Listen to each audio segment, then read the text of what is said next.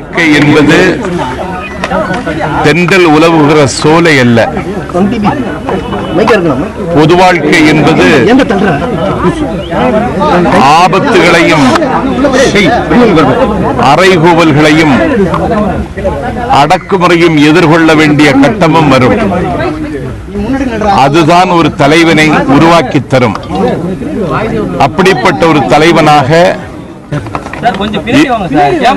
இன்றைக்கு துணை பொதுச் செயலாளர் பரிணமித்திருக்கிறார். அவரை அரசியலிலிருந்து திட்டமிட்டு அப்புறப்படுத்துவதற்கு சில பேர் இன்றைக்கு முன்வந்திருக்கிறார்கள். அவர்களுக்காக நான் அனுதாபப்படுகிறேன். தமிழ்நாட்டினுடைய தலைவிதியை தீர்மானிக்கிற தலைவராக இந்த வழக்கு முடிந்ததற்கு பிறகு அவர்தான் தமிழ்நாட்டின் கிழக்கை தீர்மானிக்கிற தலைவனாக உதயமாவார். இருண்டு கிடக்கின்ற கிழக்குகள் எங்கள் டிடிவி தினகரனால் மட்டுமே விடியும்.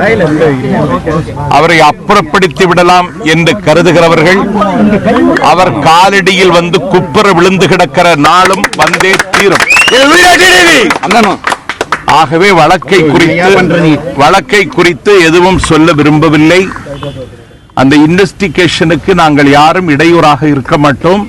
எங்கள் துணை பொதுச் செயலாளரும் அதை விரும்ப மாட்டார்.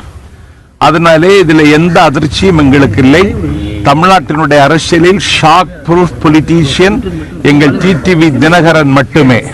அவர் மட்டுமே எங்கள் வானத்தில் இருக்கிறார். அவரை காப்பாற்றுவதற்கு எந்த விலை கொடுப்பதற்கும் நாங்கள் தயாராகவும் இருக்கிறோம் என்பதை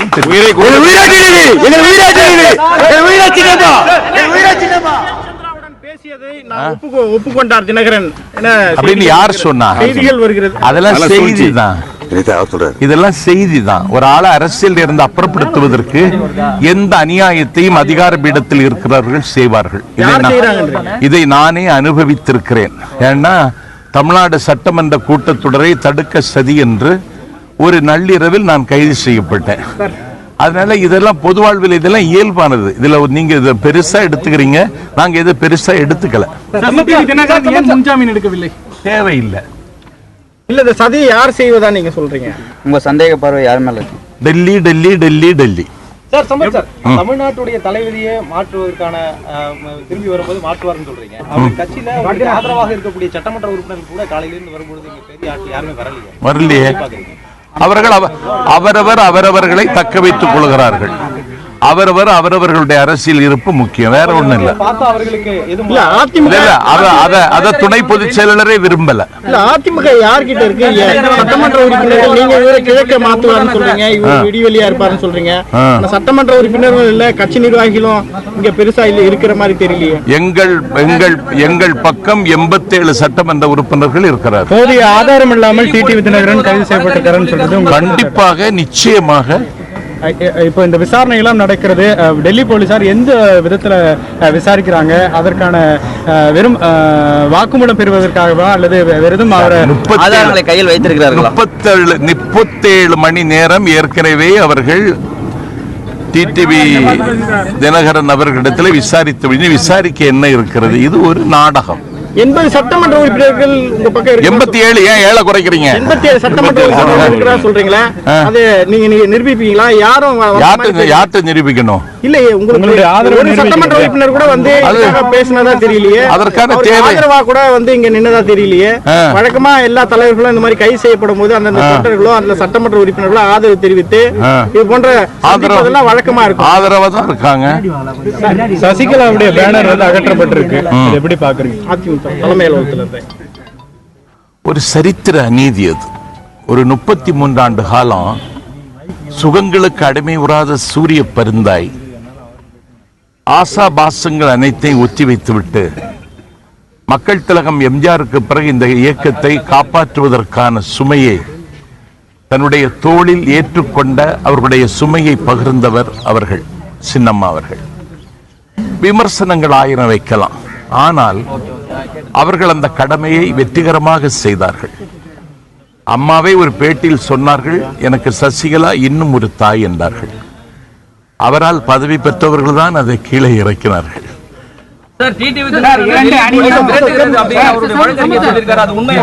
தெரியாது எனக்கு. வழக்கு சம்பந்தமாக என்ற எதுவும் கேட்காதீங்க. இப்ப இருக்கிற அமைச்சர்கள் சட்டமன்ற உறுப்பினர்கள் எல்லாம் பேசும்போது தினகரனுடைய குடும்பத்தையும் சசிகலாவுடைய குடும்பத்தையும் ஓரம் கட்டி விட்டோம், ஒதுக்கி வைத்து விட்டோம் சொல்றாங்க. நீங்க 87 சட்டமன்ற உறுப்பினர்கள் எங்க கூட இருக்காங்கன்னு சொல்றாங்க. இது முன்னுக்கு பின் முரணா இல்லையா? யாரு முன்னுக்கு பின் முரணா? நீங்க சொல்றது 122 அவங்க தம்பி 123 சட்டப்பேரவை உறுப்பினர்கள் எங்க கூட இருந்தாங்களா இல்லையா? அதை ஒருங்கிணைத்தது யார்?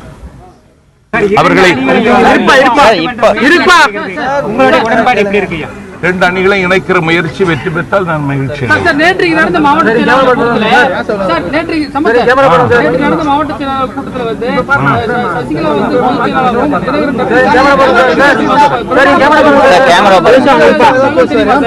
அப்படியெல்லாம் ஒண்ணும் இல்ல தம்பி. பொதுச் செயலாளரினுடைய கண்ணசைவில்லாமல் அவருடைய கையெழுத்து இல்லாமல் இந்த கட்சியில எதையும் செய்ய முடியாது.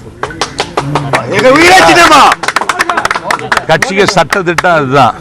ஒரு பக்கம் 2 கட்சிகளையும் இணைக்கிறதுக்கான பேச்சுவார்த்தைகள் அதற்கான நடவடிக்கைகள்லாம் இறங்கிட்டு இருக்காங்க. இன்னொரு பக்கம் இவரை கைது பண்ணி விசாரணைகள் நடந்துட்டு இருக்கு. கட்சியே எங்க கூட தான் இருக்கு, 87 சட்டமன்ற உறுப்பினர்கள் எங்க கூட தான் இருக்காங்கன்றீங்க. பொதுச் செயலாளர் இல்லாம அவருடைய கண்ணசிவம்லாம் எதுவுமே நடக்காது. இது எல்லாமே வந்து திட்டமிட்ட ஒரு நாடகம் நடந்துட்டு இருக்கா? நீங்க சொல்றது பார்த்தா நாடகத்தை யாரும் நடத்துகிறார்கள். அதை ஏன் சார் தெளிவான அணுகுமுறையில சொல்றது? யாரோ சார் ஏன் சார் யார் இந்த நாடகத்தை நடத்துகிறார்கள்? யார் இந்த நாடகத்தை நடத்துகிறார்கள்? டெல்லி